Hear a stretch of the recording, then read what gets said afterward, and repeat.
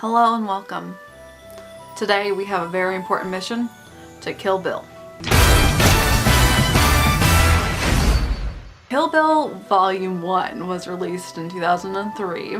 It was distributed under Miramax Studios, and during the time period it was owned under Walt Disney Studios, so by a technicality it is a Disney property. And I thought it would be really interesting to talk about, especially now with the rumor about 20th Century Fox, that Disney is buying them out, and now they're talking about the fact that they're going to censor future properties and franchises from 20th Century Fox that stray away from their family-friendly persona, especially when we had our films under Miramax that were under the Walt Disney Studios 20 years ago, and these were produced, so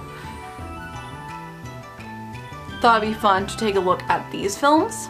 There are very anti-Disney films, but very important films to talk about nonetheless. I love the irony of these, especially because, by technicality, they were produced under Disney, even though they have nothing to do with Disney. They're still Disney considered. So let's jump into Kill Bill Vol.1.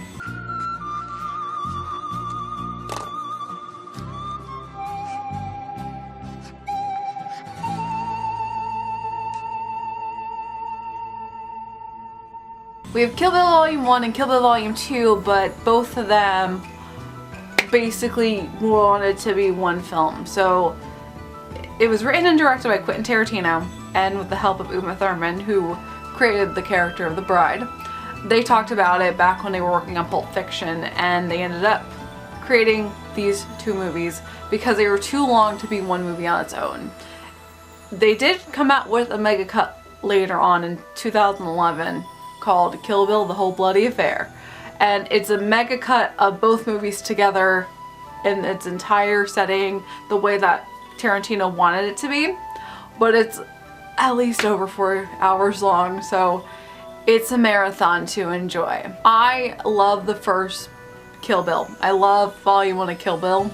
I think it's fantastic. There's always unique references and influences that Quentin Tarantino uses in his films, and we have a mix of the 60s and 70s kung fu films with vengeance, and basically taking the Eastern influences and making them into the Western influence, and it gives you such a unique, interesting story, and even the quality of the film is unique and interesting from the cinematography. We even have an entire sequence that's anime.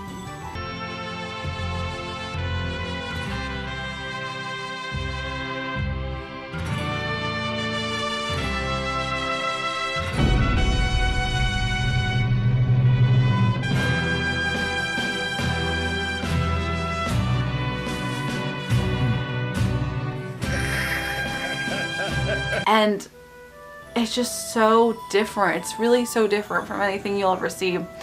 He used a lot of techniques in the past as well, because back in the early 70s, a lot of the famous kung fu films would be in black and white on television, so they wouldn't show the blood because there'd be too much blood, and that was a regulation against the FCC. And in this case, even though this is a hard R-rated movie, Tarantino used the same exact trick to get past the censors, as well as a homage to the old films. And he has legit segments all in black and white to help with the fake blood going everywhere.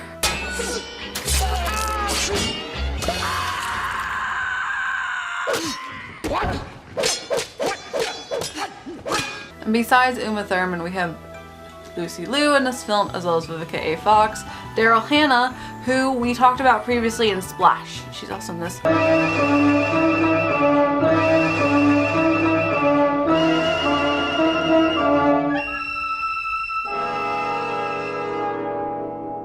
All the characters are really unique, all the assassins are really unique, everyone plays it up really well, and honestly, as a minor character, my favorite is Go-Go, and I feel like I need to do a future cosplay as her.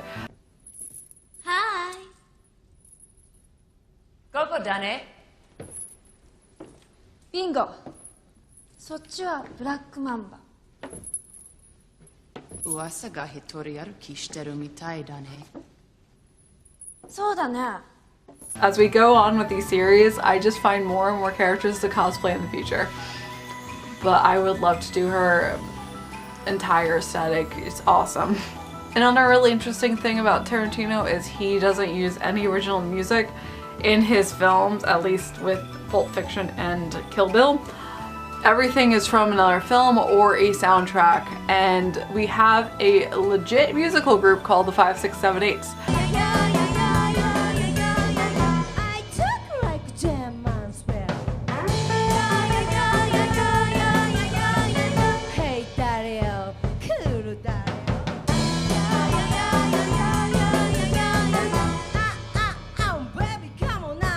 They're legit, they were a real thing, and he ended up hearing their music in a store when he was in Japan, and he loved them so much that he cast them in the movie.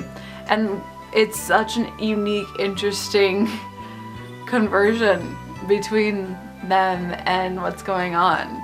And he uses a lot of things that wouldn't go together and makes them really fresh and unique, and that's one thing I really admire about it. It is a very, very, very adult film. It has a ton of violence in it, and it's all about vengeance and the bride having vengeance on her ex-boyfriend Bill. Everyone is an assassin. They're all world-known assassins, and this is all about assassins trying to kill the other assassins, and she wants revenge on everyone.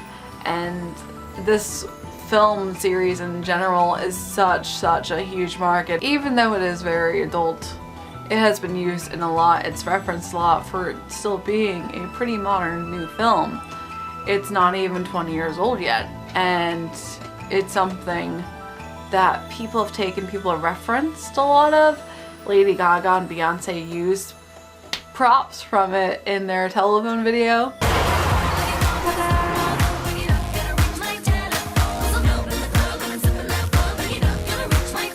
It's still something that if you like this type of stuff, you should definitely check out. It is a very hard R though, it is very violent. They use some interesting techniques for it, but if you appreciate art and you appreciate uncensored art, this is a film for you. We're going to continue on tomorrow with our continuation of Kill Bill Volume 2, so you can stay tuned, and as always, I hope you have a magical day, and I'll see you real soon.